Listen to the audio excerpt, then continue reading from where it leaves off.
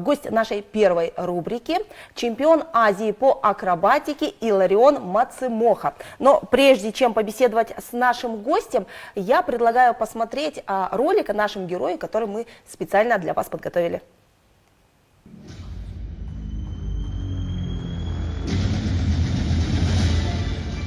В октябре в Ташкенте прошел чемпионат Азии среди молодежи по акробатике, в котором принял участие студент КАРТУ имени Абылхаса Сагинова Иларион Мацимоха. Он же был неоднократным призером и победителем чемпионатов Казахстана. На этот раз сумел проявить себя и на чемпионате Азии. Ему впервые довелось участвовать в таком крупном соревновании и помириться силами с достойными соперниками. Дебют для Илариона оказался удачным. Он стал чемпионом Азии.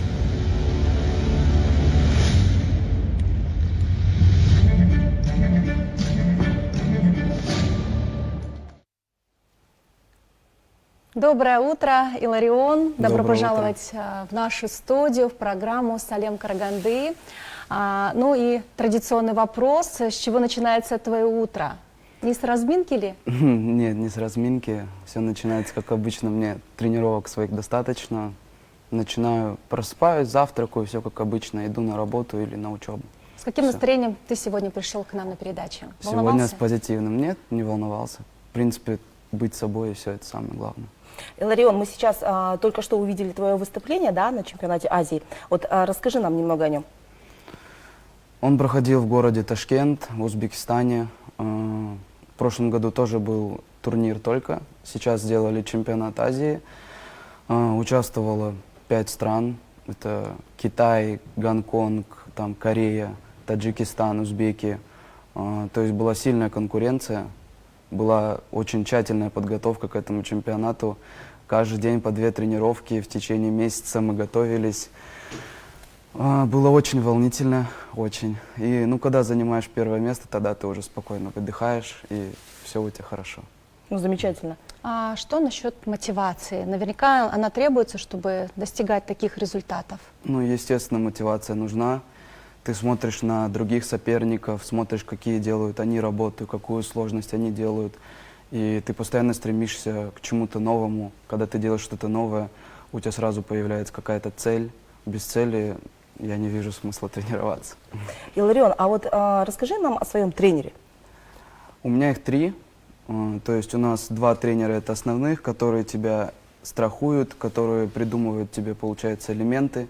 И есть тренер, который хореограф, который вот составляет композиции, где мы танцуем. Это звездный состав, правда, я им очень благодарен. Я занимался сам, я борец, я 10 лет занимался дзюдо, и параллельно я ходил и туда, и туда. Для акробатики это было так, второстепенно, основное было дзюдо. И вот один раз я пришел, и мне предлагают, пойдем к нам. Я говорю, как вы представляете, что борец будет танцевать? Они говорят, ну, если мы из себя что-то сделаем, это правда будет история. Ну, история только начинается. Вот мы начали уже с Азии. Недавно у нас был чемпионат Казахстана по взрослым и кубок. Мы тоже успешно заняли 1-е место, хотя я не надеялся. Это были так, опробовательные соревнования. Это даже было важнее, чем Азия, если честно. Это был отбор на чемпионат мира. И я хотел отобраться 1-м номером, и так получилось, что отобрались.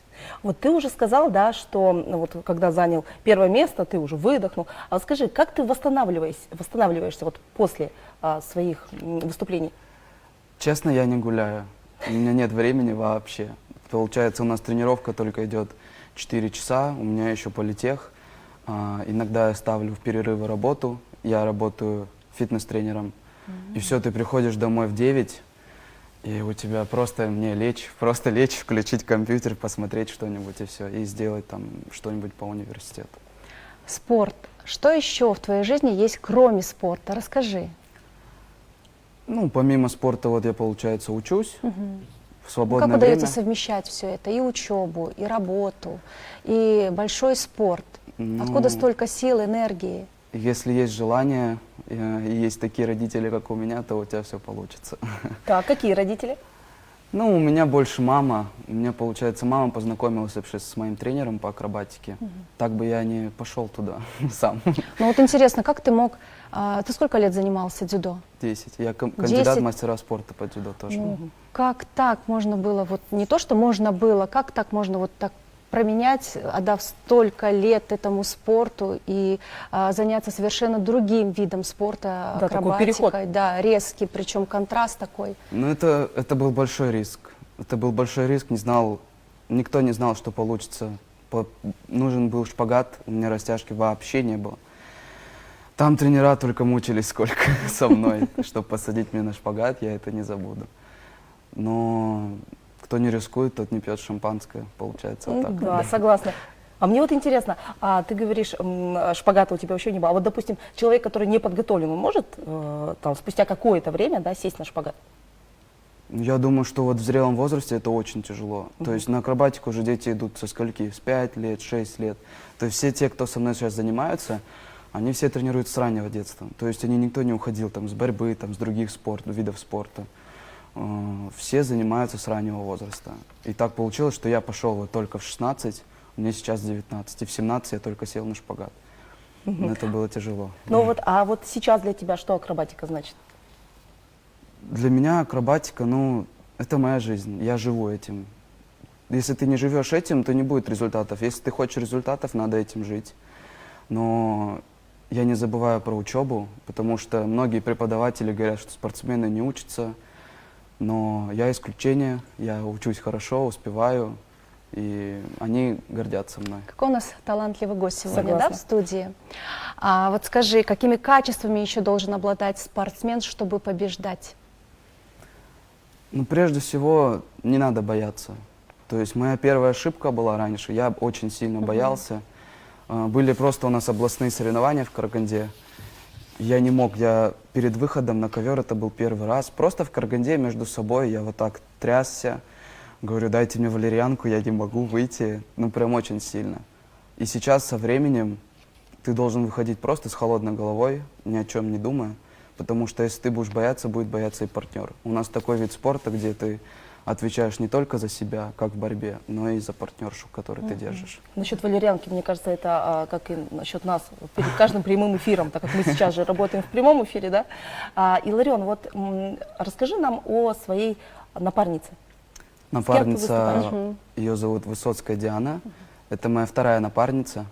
С первой напарницей мы выигрывали Казахстан, да, нет, не выигрывали, мы были бронзовые призеры. Не получалось, потому что, видите, когда партнер у тебя слишком большой, то есть чуть-чуть не получается, чуть мы не подходим друг к другу, уже не могли дальше идти. И вот появилась девочка, она вообще с Темиртау, моя партнерша. Ее перевели сюда, и мы потихоньку вот за год, уже мы, получается, год только стоим вместе, мы уже достигаем таких результатов. Я ей тоже очень благодарен. Отлично. Нам сейчас подсказывает режиссер, что у нас есть звонок в студию. Давайте послушаем, что это за вопрос. Доброе утро. Здравствуйте. Здравствуйте. Доброе утро. Я хочу пожелать всей Караганде доброго утра. Хочу пожелать Илариону больших побед, чтобы он прославлял наш город. Очень приятно, что у нас есть такие спортсмены, которые могут прославить нашу страну, наш город. Я хочу сказать всем карагандинцам, что если у вас сегодня есть проблема, то завтра ее не будет. Будет новый день, не отчаивайтесь, и все будет хорошо. Хочу передать всем карагандинцам привет, всем удачи, всем счастья. Ведущим хочу сказать, что у вас очень хороший проект. Мне очень нравится каждое утро вас слушать, видеть. У вас замечательные гости. Именно вот по вашей программе я узнаю, что у нас, оказывается, есть такие жители, такие карагандинцы, талантливые, которые могут прославить, которые могут рассказать о нашем городе, столько рукодельниц. И я вот, как житель этого города, очень горжусь этим. Все, спасибо, у меня на этом все. Спасибо вам большое за звонок, Спасибо за огромное. пожелания. Да, замечательные слова. Иларион, а мне вот тоже интересно, как давались твои вот первые успехи какие-то? Было тяжело, знаете, у нас в спорте есть, ты станцуешь или грязно, или чисто. Всегда мы танцевали грязно, не было какой-то чистоты, всегда было какое-то волнение. Я вот, наверное, только недавно перестал бояться вообще. Я просто выходил и говорил, что мы займем, мы должны, и все. Вот как на чемпионате Казахстана я вообще не надеялся на первое место, честно. Я не ожидал. Но так случилось, что у нас, видите, какой спорт неожиданный. То есть там, если кто-то боится, а ты не боишься, все, ты победитель. Например, у меня со мной, который тренируется, получается, мой друг, он тоже чемпион Казахстана, тоже по взрослым. Он должен был быть номер 1, но чуть-чуть у них, получается, сыграло вот этот страх, сыграл. И вот так все обалдели, что кто на первом месте. Думали все, что Руслан Мелешко. Я говорю, нет, я. Как ты? Ты? Я говорю, ну да, почему бы и нет. Вот такой у нас вид спорта. Ты сегодня принес с собой медали.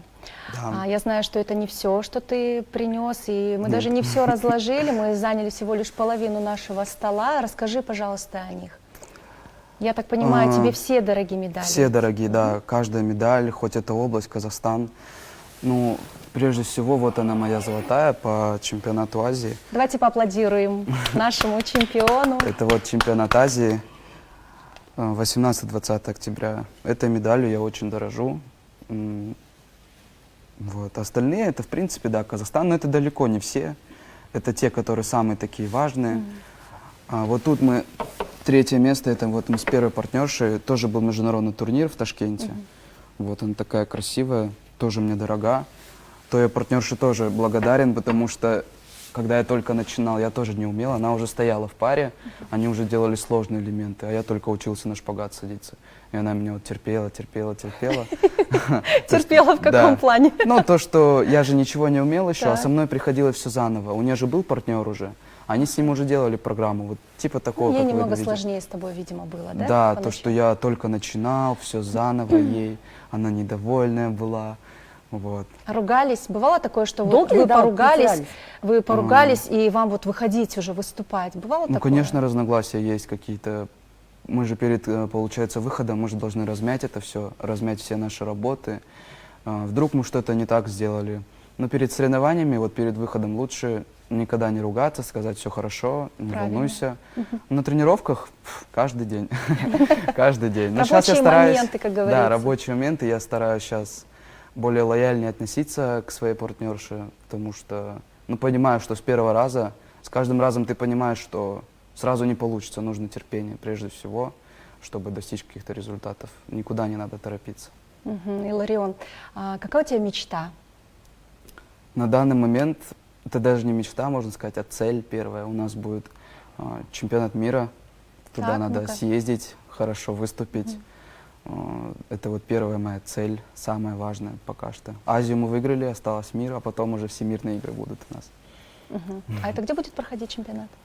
Видите, он должен был быть проходить в Израиле в марте, но так как такие сейчас ситуации там в Израиле происходят, перенесли его, пока неизвестно. Пока ближайший у меня сейчас, я в Омск уезжаю на международный турнир, там «Звезды Сибири» вот на следующей неделе. А потом у нас опять в феврале будет здесь, в Караганде, перед чемпионатом мира, как бы сказать, подготовка такая небольшая.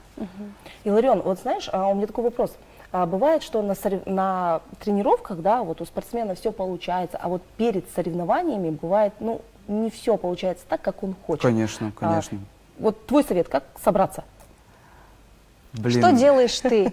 Да, в такие моменты. честно, Твой лайфхак спортсменам, начинающим или не начинающим?